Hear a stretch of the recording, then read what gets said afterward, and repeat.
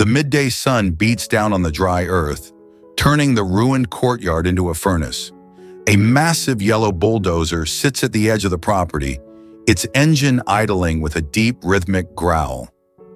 Black smoke puffs from the exhaust pipe, choking the fresh country air. The metal beast is less than 5 meters away from the rotting wooden pillar that holds up the fragile roof of the house. James stands alone in the path of the machine. He looks small against the wall of yellow steel. His white shirt is stained with sweat and dirt, but his posture is rigid. He grips a rusty pickaxe with both hands, his knuckles white. He swings the tool at the massive metal tracks. Clang. The sound is sharp and pathetic against the roar of the diesel engine. He swings again. Clang. Sparks fly, but the machine does not even scratch. James. Stop! You have to go through me first. This is my mother's land. Behind him, Diep is on her knees in the dust. She clutches her pregnant belly, her face pale and streaked with tears. She looks up at the driver's cabin with absolute terror. Diep. Please, we have a baby. Don't do this. The driver ignores them, looking toward the black luxury sedan parked under the shade of an old banyan tree. The rear window rolls down slowly, revealing Mr. Huyen. He sits comfortably in the air-conditioned interior, wearing his signature black suit.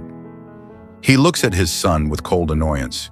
He checks his gold Rolex, tapping the glass face. Mr. Huyen. Crush it. Stop wasting my time. The driver nods. The hydraulic pistons hiss as the massive steel bucket lifts into the air. It hovers over the house like an executioner's axe. James drops the pickaxe and spreads his arms wide, closing his eyes, shielding Diep with his own body. Suddenly, the screech of tires tearing against gravel pierces the noise. A white sedan drifts violently into the yard, kicking up a cloud of red dust. It skids to a halt right between James and the bulldozer, the bumper mere inches from the steel blade. The door flies open. Mrs. Huyen steps out. She is barefoot, holding her high heels in one hand, like a weapon. Her expensive silk dress is wrinkled, her hair wild. She runs straight to Mr. Huyen's car and slams her palm against the window. Mrs. Huyen. Open the door. Are you insane, Huyen? That is your grandchild. Mr. Huyen rolls down the window, looking at her bare feet with disgust. Mr. Huyen. Go home, Huyen. You look like a peasant. Mrs. Huyen does not flinch. She reaches into her designer purse and pulls out a thick, black leather folder. She slaps it hard against Mr. Huyen's chest. Mrs. Huyen. The black ledger. The tax evasion files from 2005 to 2024. I copied everything from your safe. Mr. Huyen freezes. The color drains from his face. He stares at the folder, then at his wife. The arrogance vanishes. Mrs. Huyen. I sent an encrypted email to the police and the tax department. It is on a timer. If I don't enter the cancellation code in 10 minutes, your empire ends. The silence is heavy. Mr. Huyen looks at the folder, then at James. He realizes he has lost. Mr. Huyen, retreat. Now! Get everyone out of here. The convoy turns around frantically. The black car speeds away, disappearing into a cloud of dust. Mrs. Huyen stands alone, shaking. She drops her heels and sinks to her knees, sobbing. James and Diep rush forward. James. Why? Why did you save us? Mrs. Huyen wipes her mascara-stained face. She drags a heavy black leather duffel bag from her car. She unzips it with a sharp sound. Inside, stacks of blue polymer, 500,000 VND bills and green 100 USD notes gleam in the sunlight. The colors are vibrant against the gray ruin. Mrs. Huyen. 1 billion dong, my emergency fund. Take it. Diep. We can't. Mrs. Huyen. Take it. Fix the roof. Buy milk. Do not let my granddaughter be born in the dirt. Promise me. She shoves the heavy bag into Diep's arms. Before they can speak, she gets back into her car, puts on her sunglasses and drives away.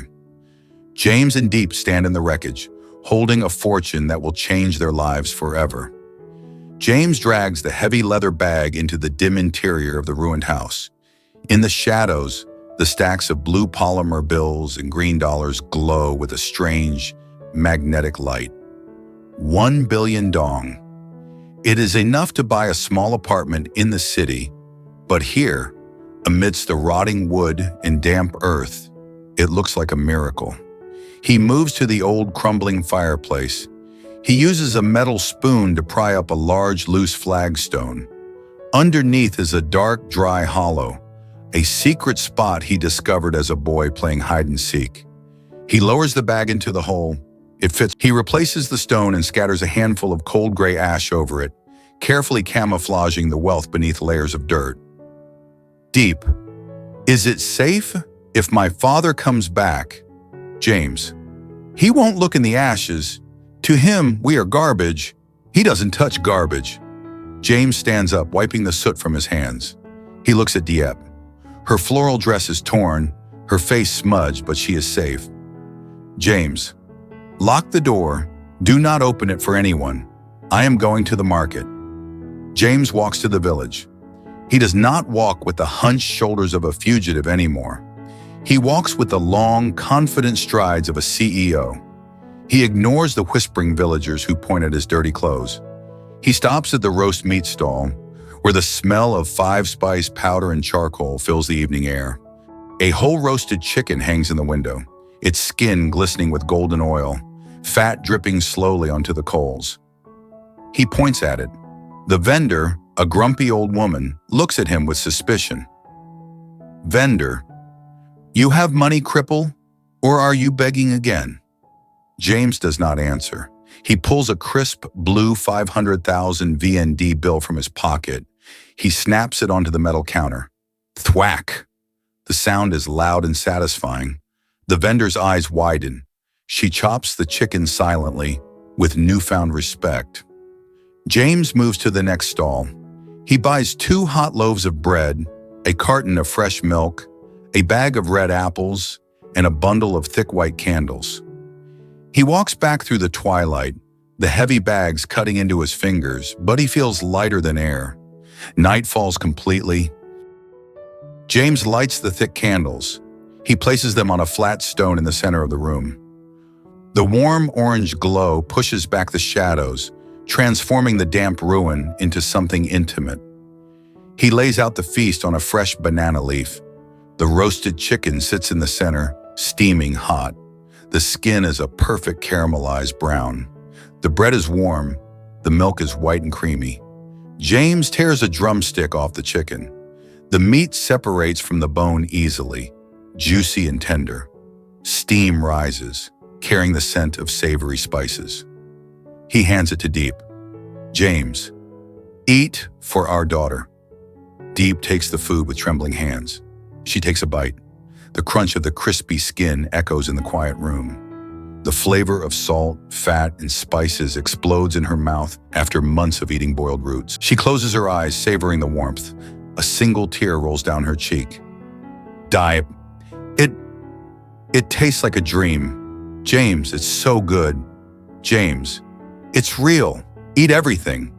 They eat voraciously, stripping bones clean, washing away fear with warm milk. The gnawing hunger is gone. James wipes his mouth. Candlelight reflects in his glasses. The architect has returned.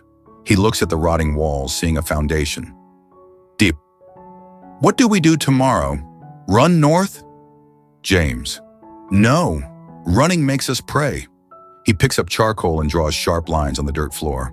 A blueprint. James. Tomorrow I hire workers. We buy cement, steel beams, and a generator. Tu Diep. We are fixing the house. James. We turn this place into a fortress. Next time he won't be facing a beggar. He will be facing a king in his castle. Diep smiles. Diep. Okay, we build. James blows out the candles. Poof. Darkness falls. Buổi sáng yên ả trong rừng nhanh chóng biến thành cơn ác mộng khi Diệp phát hiện James sốt cao, mê sảng vì vết thương nhiễm trùng nặng từ con lợn rừng. Anh đã giấu đau đớn để bảo vệ vợ con, nhưng giờ đứng trước ranh giới sống chết. Trong tuyệt vọng, chiếc drone của Hoàng Cóp xuất hiện, mang theo thuốc men cứu mạng cùng tối hậu thư tới Mr. Hoàng. Cứu James để đổi lấy sự khuất phục.